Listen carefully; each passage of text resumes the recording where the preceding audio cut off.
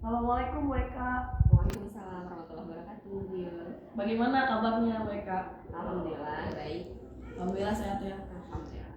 Kalau saya ini suaranya agak habis Bu, saya sedang batuk. Ini di konser. Konser di kelas Bu ngajar. WK, hari ini kita ngobrol-ngobrol dulu ya. Kita melakukan kegiatan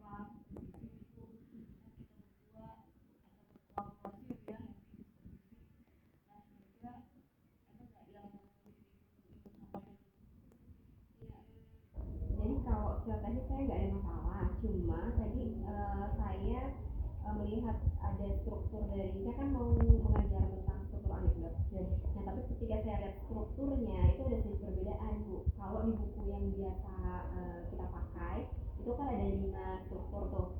Nah ternyata di modul kelas 10 yang terbaru kurikulum merdeka itu cuma ada 3 gitu. Nah perbedaan struktur Bu ya. Materi teks anekdot kelas 10 ya. Nah, kalau yang 5 struktur itu didapatkan dari apa? kurikulum 2013. Oh, dari buku 2013. Kalau yang 3 struktur Ibu dapatkan dari Yang 3 itu dari buku kurikulum merdeka, kurikulum merdeka, buku terbaru. Ya, baik. Nah, saat ini yang digunakan oleh Ibu dalam mengajar kelas 10 kurikulumnya yang mana Bu? Kurikulum merdeka. Oh, baik. Jadi kalau menurut pandangan mereka yang sebaiknya digunakan yang mana Bu? Ya, mungkin karena kita pakai kurikulum merdeka, lebih baik kita memakai materi yang terbaru ya, buku yang terbaru. Jadi 3 struktur ini. Oh, baik. Dan lebih simpel sih kalau dilihat. Kalau itu terlalu kompleks jadinya kadang anak-anak suka bingung. Jadi mereka akan menggunakan yang terbaru Bu ya? Iya. Sesuai dengan kurikulum merdeka yang Ibu gunakan dengan 3 struktur yang lebih sederhana ya daripada struktur lama Bu ya. Oke, baik. Kalau tentang tujuan pembelajaran mereka bagaimana Bu? Ya, untuk teks anekdot ini ada 4 tujuan pembelajaran. Yang pertama itu setelah mempelajari teks anekdot, anak-anak itu bisa mengidentifikasi struktur teks anekdot, kemudian mereka juga bisa mengetahui pesan yang ada dalam teks anekdot itu. Kemudian yang kedua, mereka bisa mengidentifikasi kaidah kebahasaannya. Kemudian yang ketiga, setelah belajar tentang struktur, kemudian kaidah kebahasaan, mereka itu bisa mempraktikkan gitu, apakah membuat atau membuat teks anekdot, kemudian mereka menyampaikannya di depan kelas gitu. Kemudian yang terakhir itu agar mereka bisa menyampaikan pesan, menyampaikan kritik mereka dengan emosi yang baik dan dengan cara yang baik. Itu sih luar biasa. Sebenarnya Bu Eka sudah siap sekali Bu. Luar biasa. Jadi ada 4 tujuan pembelajaran Bu ya, terkait dengan kegiatan pembelajaran yang akan Bu Eka laksanakan nanti ketika kita supervisi Bu ya. Luar biasa Bu. Kemudian tentang area pengembangannya yang ingin Ibu kembangkan Bu dalam kegiatan pembelajaran nanti, kira-kira apa Bu? Jadi itu ada kaitannya juga dengan tujuan tadi ya. Jadi ketika saya dan anak-anak itu membahas tentang teks anekdot, diharapkan tuh saya mampu mengembangkan kompetensi mereka untuk memahami tentang teks anekdot itu sendiri, baik strukturnya, kaidah kebahasaannya, kemudian bagaimana cara mempraktikkan semua yang sudah mereka pelajari. Jadi ini Bu ya, selain mempelajari struktur kaidah, mereka bisa mempraktikkan ya. Luar biasa mereka. Nah kemudian kalau dari strategi Bu, kira-kira apa yang akan Ibu gunakan strateginya dalam kegiatan pembelajaran nanti? Kalau dilihat dari kurikulum yang kita pakai kan kurikulum merdeka itu diarahkan untuk menggunakan project learning ya. Project learning. Ya, betul. Nah hasilnya kan berupa produk ya Bu ya.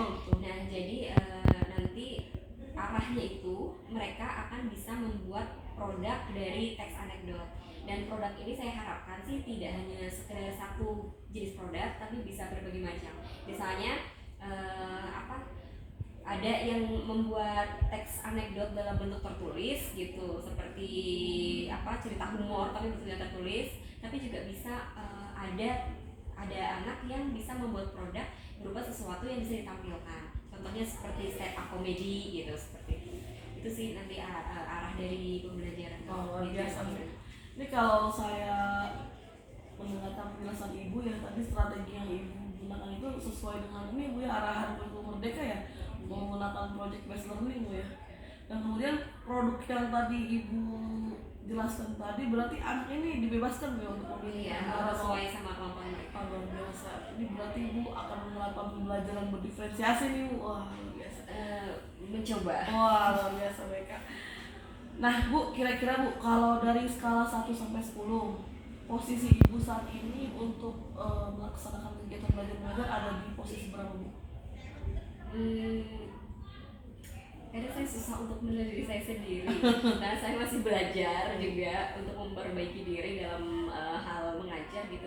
Mungkin masih di angka 6 atau 7. Kan 6 atau 7 ya? Iya. Mungkin karena baru perencanaan ya. Nah, nanti harapan ibu setelah dilaksanakan kegiatan pembelajaran ini ada peningkatan nggak bu skalanya bu?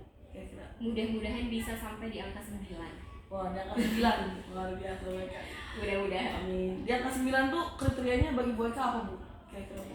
Kriterianya adalah saya bisa saya bisa menyampaikan materi dengan baik, dengan meningkatkan kompetensi saya, penguasaan materi saya. Kemudian anak-anak bisa menerima dengan baik. Kemudian mereka bisa belajar dengan nyaman, tenang dan menyenangkan. Sehingga materi yang saya sampaikan akan lebih mudah diserap oleh mereka. Dan kemudian mereka mudah memahami, kemudian bisa memproduksi apa yang diharapkan sebagai tujuan akhir dari teks anekdot ini.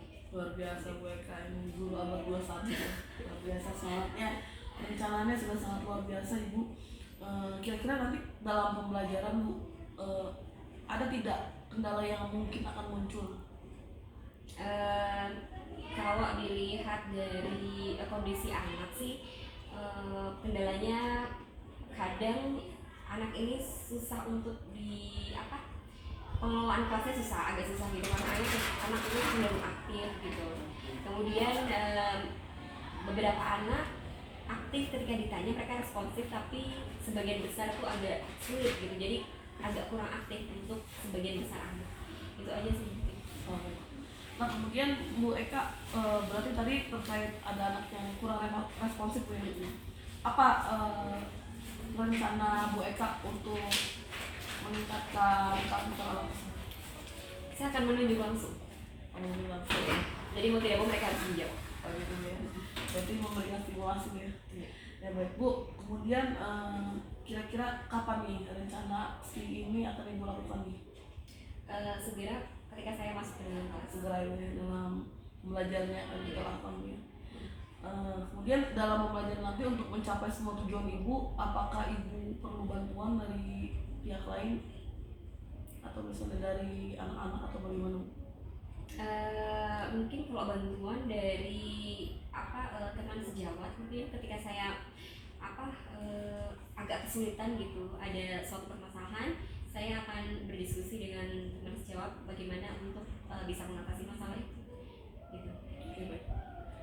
Berarti Bu Eka akan melaksanakannya kapan Ibu kegiatan pembelajaran dengan semua rencana ini?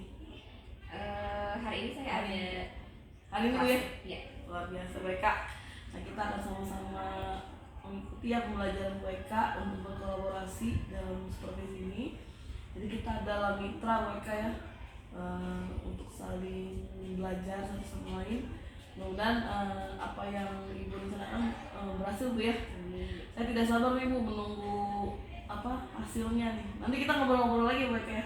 Baik. Setelah kegiatan supervisi di kelas ya.